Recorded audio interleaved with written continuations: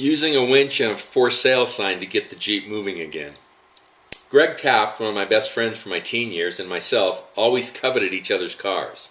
Mine, a gold 1968 Shelby Cobra Mustang convertible, and his old classic Willys Jeep. One day out of the blue we decided to trade cars for the evening.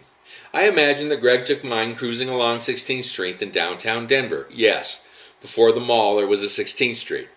And I took his out west of Denver to the four-wheeling hills at 6th and Sims in Jefferson County. That was before there was a Lakewood. I piled a few of our friends, everyone I knew back then, into the Jeep and started doing the up and down hills at 6th and Sims. Of course, to make the story complete, be aware there were several days of rain before this adventure started, and it started to rain again as we got to our destination. Before too long, I slid the Jeep down a long slope that ended in a steep ravine. I got out of the Jeep and put the front hubs into drive and selected that choice from the two shift levers inside the Jeep. No luck. All I could get out of all four wheels is spinning in the mud. The theory, of course, is that if you find the nearest rock or tree and play out the winch in order to pull oneself out of the mud. But there was nothing for more than a mile around other than bald hills that started nowhere and ended nowhere. I looked around for anything to hook the winch to, and all I could come up with was an abandoned for sale sign from a real estate company laying in the mud.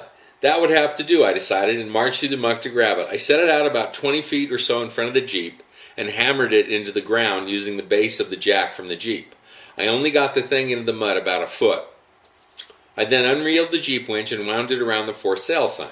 I activated the winch, and as could have been predicted, the Jeep only moved about a foot and a half before the sign pulled out of the mud.